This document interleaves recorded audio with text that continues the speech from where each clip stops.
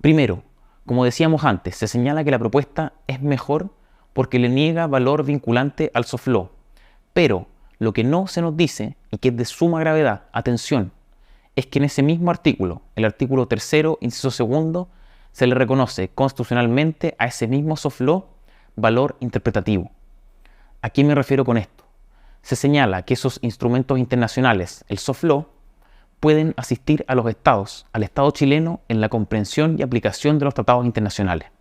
Es decir, los tratados internacionales de derechos humanos que firme y ratifique Chile podrán ser interpretados y aplicados por nuestras autoridades teniendo en cuenta las directrices, declaraciones, códigos de conducta, resoluciones, exhortaciones, visitas técnicas, este es el soft law, de organismos internacionales que hoy ni siquiera tienen facultad para interpretar esos mismos tratados, pero que con esta propuesta constitucional se les serán reconocidos los productos de dicho ejercicio interpretativo.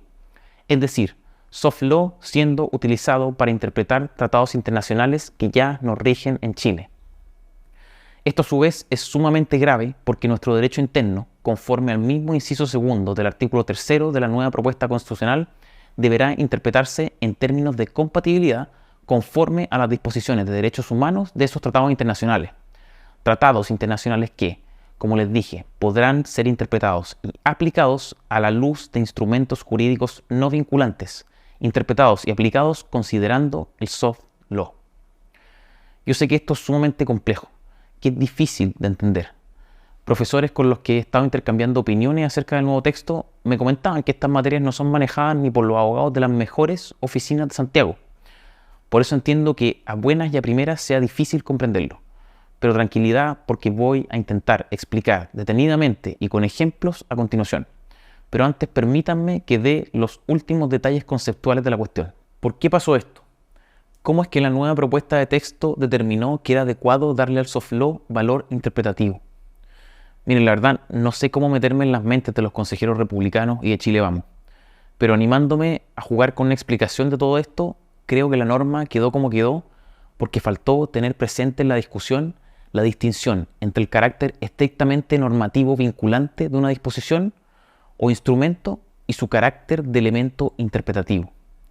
¿Qué quiero decir con esto? Que no se tuvo en cuenta, o quizás sí, pero no se consideró relevante, que los problemas del soft law no lo son tanto por su carácter o no de vinculante, sino por su capacidad de incidir indirectamente en nuestras leyes, políticas públicas y decisiones judiciales.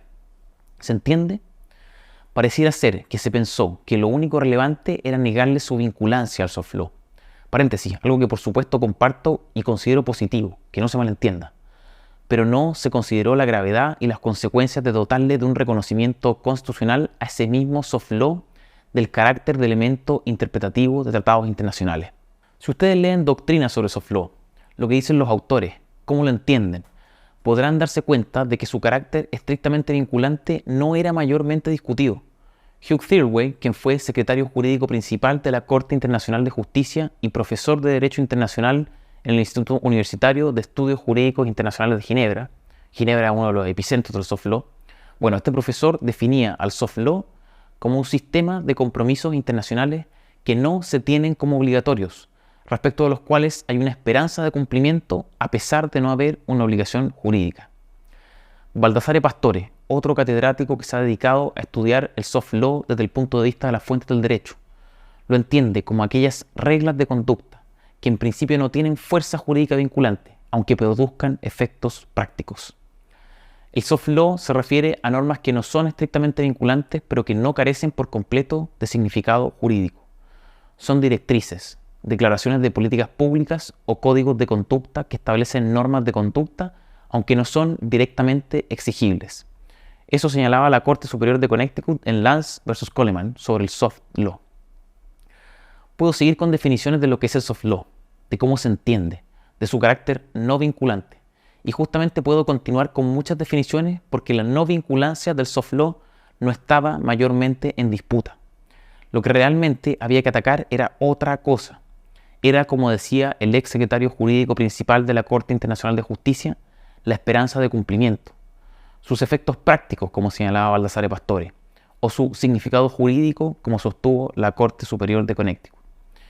Y esta propuesta de nuevo texto no solo no atacó aquello, sino que lo reforzó, le dio valor constitucional. Insisto que tengo muy claro que estas cuestiones son complejas de entender. Y es justamente por eso es que ahora quiero darles ejemplos para que se entienda la gravedad del asunto. Lo que esta nueva propuesta de texto hace es reconocer constitucionalmente que instrumentos de soft law sean considerados en la aplicación y comprensión de tratados. Instrumentos como los principios de Yakarta sobre la aplicación de la legislación internacional de derechos humanos en relación con la orientación sexual y la identidad de género. Instrumentos como la nueva Agenda Urbana de la ONU, que trata materias como la planificación de la movilidad y conectividad urbana con enfoque de género, y cuyos instrumentos relacionados se refieren a esto de las ciudades de 15 minutos, por ejemplo. Instrumentos como las directrices para la gobernanza de las plataformas digitales, directrices que plantean políticas y prácticas de moderación y curación de contenidos de las plataformas digitales.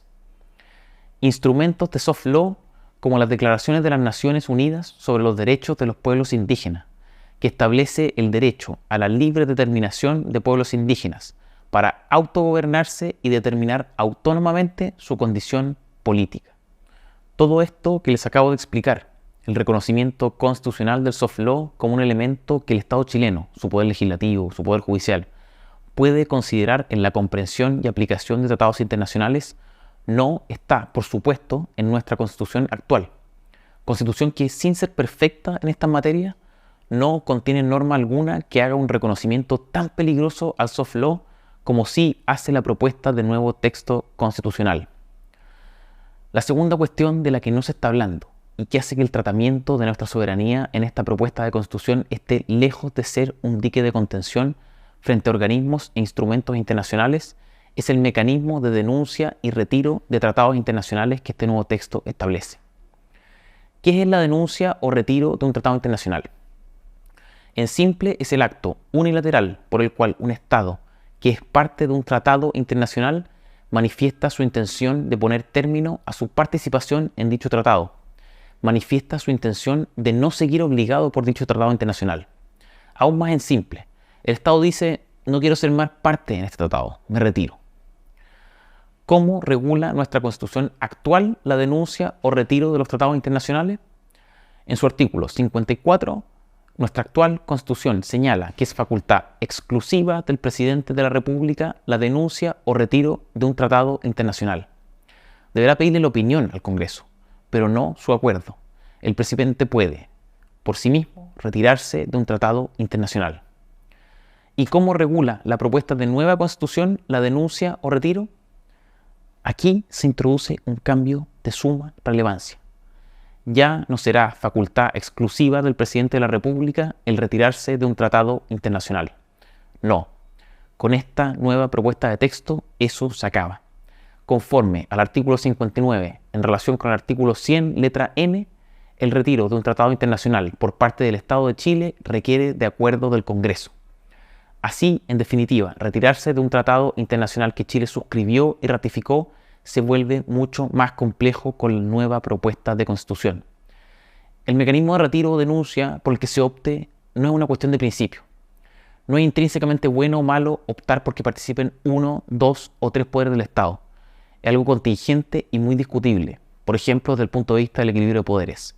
Pero, y ojo aquí, si eres de aquellos que recela de la injerencia internacional en nuestro país, de aquellos que ven una cesión de soberanía en la suscripción de compromisos u otros instrumentos promovidos por organizaciones internacionales, debería importarte el mecanismo que adopte Chile para alejarse de todo aquello.